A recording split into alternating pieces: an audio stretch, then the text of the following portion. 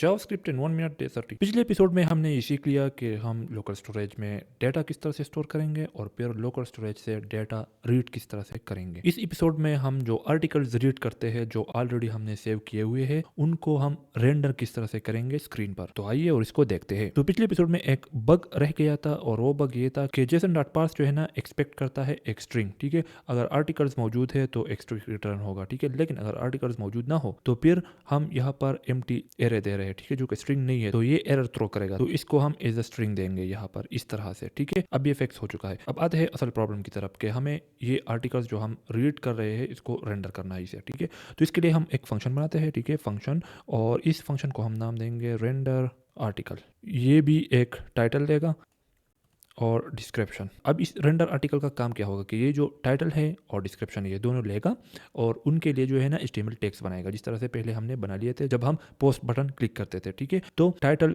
और डिस्क्रिप्शन लेगा, उन दोनों के लिए टाइटल के लिए H1 टैग या H2 टैग बनाएगा और डिस्क्रिप्शन के लिए P टैग बनाएगा और उन दोनों के अंदर टाइटल और डिस्क्रिप्शन डालेगा और फिर उनको जो है ना वो कंटेनर जो था उनके अंदर पुश करेगा। ठीक है, सो ये लॉजिक ऑलरेडी हम अप्लाई कर चुके हैं यहाँ पर। तो ये रहा हमारा लॉजिक, H2 और P टैग हम बना रहे हैं। ठीक है, और फिर इसके अंदर टाइटल वैल्यू और कंटेंट वैल्यू डाल रहे हैं और फिर उन दोनों को जो है ना कंटेनर के अंदर पुश कर रहे हैं। ठीक है, तो ये हम यहाँ से उठाते हैं। ठीक है, और यहाँ पर रेंडर आर्टिकल के अंदर इसे डाल देते हैं। ठीक है, सो ये है हमारे रेंडर आर्टिकल का काम। और फिर इस टाइटल वैल्यू की जगह हम ये टाइटल डालेंगे और कंटेंट वैल्यू की जगह हम ये डिस्क्रिप्शन डालेंगे एंड दैट्स इट। और फिर रेंडर आर्टिकल को जो है ना हम यहाँ पर कॉल करते हैं ताकि जब हम पोस्ट बटन क्लिक करें तो हमारा जो आर्टिकल है वो रेंडर हो सके। ठीक है, टाइटल वैल्यू और कंटेंट वैल्यू। अब यहाँ पर एक और बात और एक इंटरेस्टिंग चीज़ जो मैं आपको यहाँ पर बताने वाला हूँ जो कि रियल वर्ल्ड प्रोजेक्ट में हम यूज़ करते हैं, और वो बात ये कि जब आपको एप्लीकेशन के अंदर या अपने कोड बेस के अंदर जो है ना एक सेम कोड जो है ना बार बार लिखना होता है तो उसको हम कन्वर्ट करते हैं फंक्शन में। ठीक, और फिर हर दफ़ा वो कोड लिखने के बजाय हम सिंपली वो फंक्शन कॉल करते हैं, तो इससे हमारा जो कोड बेस है वो भी बहुत ज़्यादा नहीं बढ़ता और हमारा जो कोड है वो भी क्लीन रहता है और इसके साथ हमें डिबग करना आसान हो जाता है। अब लेट्स सपोज अगर हमारा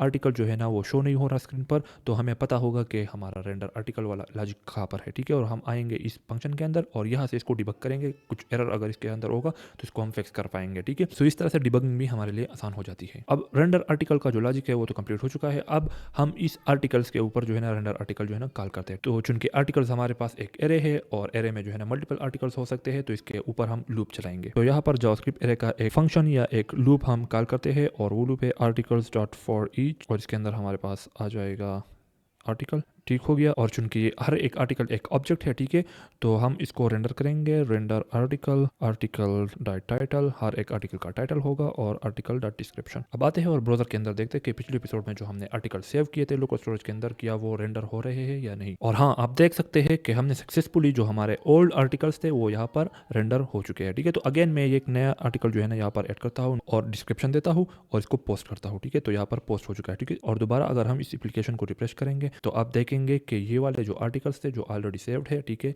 ये लास्ट नहीं होते। ठीक है, तो यहाँ पर मैं रिफ्रेश कर रहा हूँ। ठीक है, आप देख सकते हैं कि हमारे आर्टिकल्स यहाँ पर रहते हैं। ठीक है, तो आप यहाँ पर देख सकते हैं कि कितना अमेजिंग एप्लीकेशन आपने बना लिया। अगर आपका इस प्रोजेक्ट से रिलेटेड या जो है ना जावास्क्रिप्ट से रिलेटेड कोई क्वेश्चन हो तो नीचे कमेंट करें और मैं आपके हर एक क्वेश्चन का जवाब दूंगा।